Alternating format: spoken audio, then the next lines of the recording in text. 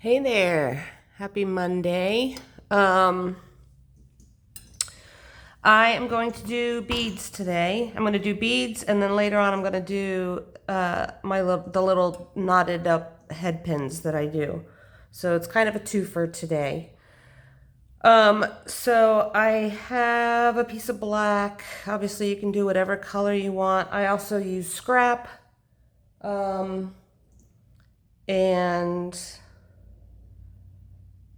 just whatever. So this is rolled out onto a 3, so it's pretty thin. Not overly thin, but it's pretty thin. I have lost my paintbrush that I was literally just using. Well, heck. Sorry, guys. Oh, here it is. Okay, so I'm just going to paint on some alcohol ink. These are ones that I have made. I'm trying to decide if I want to come out with a whole line like I did with my spray. The jury is still out on whether or not I want to do that. So I'm going to do, this is like a metallic burgundy color. And I'm just going to randomly paint because I kind of want it to be sporadic. I don't know if you can see that.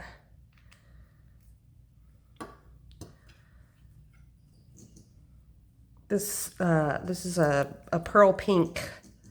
This one's a little more watery, so it's going to kind of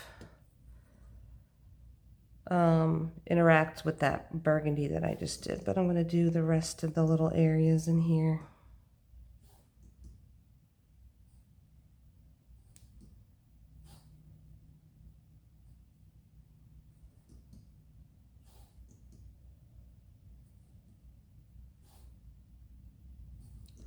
Just filling in the spots where the other didn't take, so, or that I just kind of went through. So, just so it's kind of covered. So that's how that looks for now. I don't know if you can see, but okay. I'm actually going to throw a little bit more of the burgundy on there. I made some, I was able to come up with a lot more colors doing the just the plain alcohol inks as opposed to the spray. But I'm going to see if I can kind of incorporate these into spray or something. So so let that dry. See, I have this pretty blue too. It's like a metallic pearl blue. So let that dry for a minute.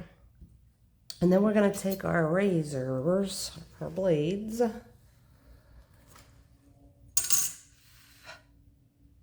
These dry pretty fast. So actually first, I'm going to do the kind of, I'm going to do it this way. I'm going to do the top half. I'm going to do texture. This is the texture that I'm going to use because it's my favorite. So just this top little area here.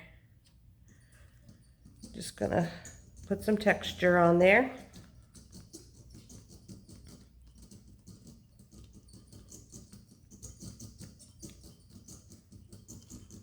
Like so.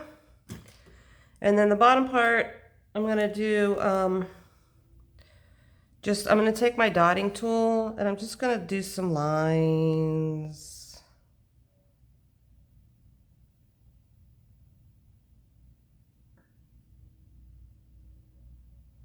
And it actually doesn't matter how they look. Then I'm going to do some dots.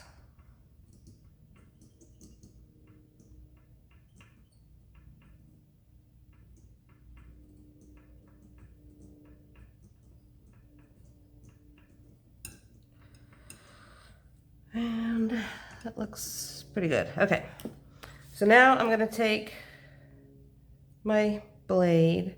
The first ones I'm going to do are just some cylinder beads. I'm going to cut this off.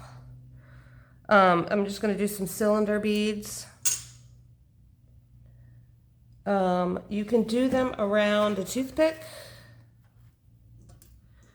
Or you can do them, I have this mandrel because I blow glass also. I make glass beads. So I have this mandrel. This is a 1/8 mandrel. And I'm gonna actually use this, but like I said, you can do it around a toothpick. So depending on how tall you want your bead to be, that's where you're gonna cut. So I'm gonna do kind of some, excuse me, short ones. And however you want the thickness to be, it's completely up to you. Do it up here towards the end of your mandrel, up here. You don't want to do it in the middle because you have to slide it all the way off. So the closer it is, the easier it is to get off. Plus it's not going to distort your clay. So just kind of press it on there and roll it around. And the thickness is going to be completely up to you. I kind of pull it taut and I go around till it's back at the seam right there. And then I cut it. So it's like pretty much 2 complete rotations. And that didn't quite make it, but that's okay. And then I take just my little ball tool here and just kind of smooth that out. It doesn't have to be perfect. I like the organic look. So it's all going to depend on what you like. And then I give it a quick roll also. You don't want to distort your, you know, the markings that you had already made. So don't do it too much. So for me, that's how I like that. So I'm just going to slide this off. Just kind of hold it at the bottom and slide it up slowly, and then just kind of reform it like so. So that's how it's going to look. And then I'm going to put it on a toothpick and put it to the side. So that's one way to do that, if you want to just make a cylinder bead. Now the other one is kind of, if you've ever seen paper beads, you're going to cut a diagonal, triangle, whatever you'd like to call it, out. This is going to give a different, obviously, shape. And we're going to do the same thing. So you're going to start it up here. I like to pull mine a little taut and then roll it around. And, you know, keep it in the center. And then when you get to the end, just kind of tap it on. So it's like so. That's how that looks. And then just slide it off and put it on a toothpick. I usually try to fit 2 on a toothpick, you know, if they're this size. That's good. So those are the 2 types. I'll do round beads in another video, but I just wanted to show you these 2 today. I'm going to go ahead and cut the rest out, but before I do that, I want to show you how I bake these. Well, I'm going to leave that there because it wants to fall apart. So obviously you don't want to lay them down or else they'll get that shiny side. So this is funny. So I built up my little 4 corners here because I do lay another tile on top. And then I've just rolled out 2 pieces of scrap clay and I've put grooves in them. And then I just put these on like so in between there and bake them just like that. So they're elevated, they're up, and then this is high enough for my other tile to come in and be on top. And then that's how I bake those. So they don't get squished and they don't get that shiny part on the bottom either. So I'm gonna go ahead and bake these, and then I will be back and I'll show you the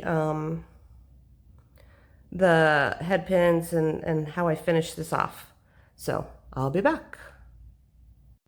I'm back. I almost forgot. There was another type of bead that I wanted to show you, and I completely forgot. So I will show you that now. These are like little squishy beads. I don't know what else to call them. They're just flat. But you're basically going to do the same thing as you do with just the cylinder beads. You're just going to smush them at the end. So I'm going to take that, about half is two around, put it on the end here, and go around. And then this time when you take it off,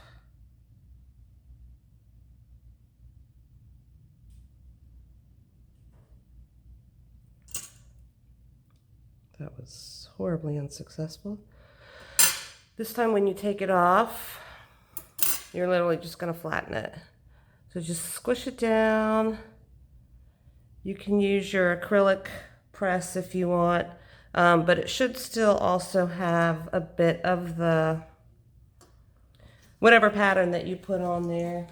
If you put a pattern on, you don't have to put a pattern on there, just something that I like to do. But you can squish it with your acrylic thing too. So, and then just kind of smooth that out.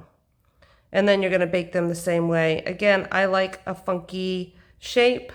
If you want yours more round, then you can work on it so that it's more round. But obviously that's just how that is. I'll show you. Let's see. The pattern didn't get here. Let me try this. Pattern didn't go very deep on this one, so that's why it's getting a little distorted, but usually it turns out pretty good. Let me try it again.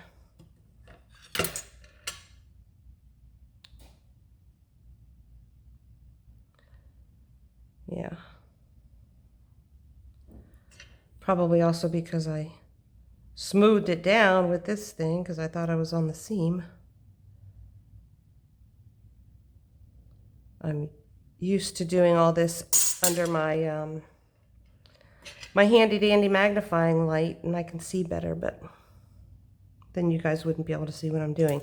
So you can see that the pattern is in there, and then you just squish, and it's going to lean different ways. Again, that's how I like mine.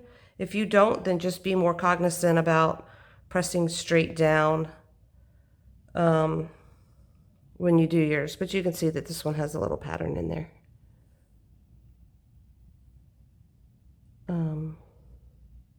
So there you go. Okay, so I'm gonna go ahead and bake these and I'll be back. Hey there, I'm back. So I went ahead, they came out of the oven. I took them off the toothpicks. That's literally all that I've done. And this is how they look. If you can see the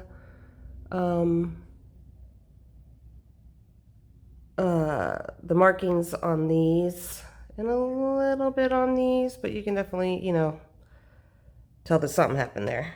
These, not so much. Sometimes what I'll do with these is after I squish them, I'll roll them back on that, on the texture plate again. I didn't do it this time. I almost forgot to even just show you guys how to do it, but they look cool. So I'm gonna go ahead and show you how I make the little knotted head pins. This is a 20 gauge wire, craft wire, non-tarnishing craft wire. It comes off of this spool. I will put a link to this.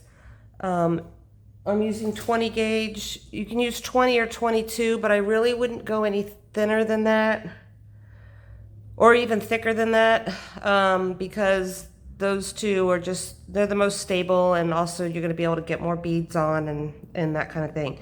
So this is just cut to about 3 inches. And then I'm going to take about the last 3/4 to almost an inch. And I'm just going to bend this around. And then I'm going to crimp it down all the way flat as I can get it. This is not my technique. I have seen it before, but I'm just showing you guys because people have asked. So then I hold the end, the very, very tippy end, and then pull the shorter end around and then just wrap it Just wrap it however, really. And then you're just gonna kind of smush it.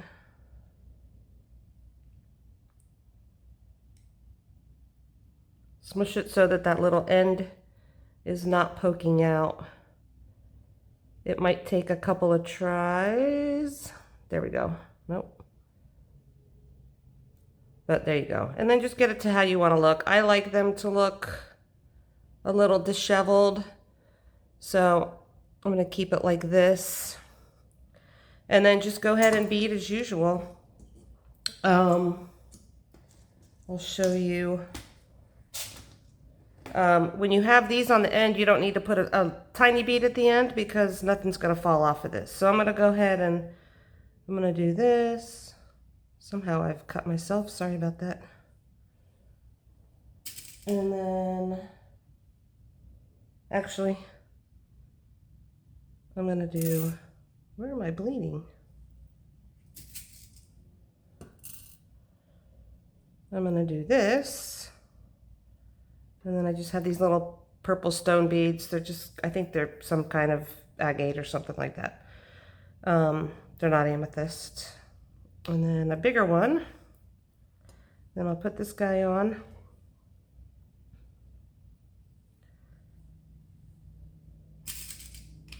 And then I'll go backwards.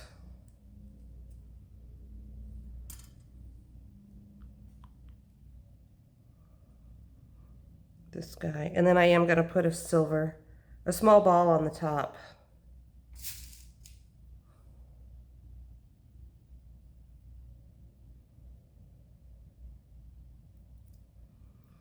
So that's how my earring's going to look with the little knot on the bottom. So I'll make this real quick because I'm also going to show you how I just do the really basic beaded ear wire.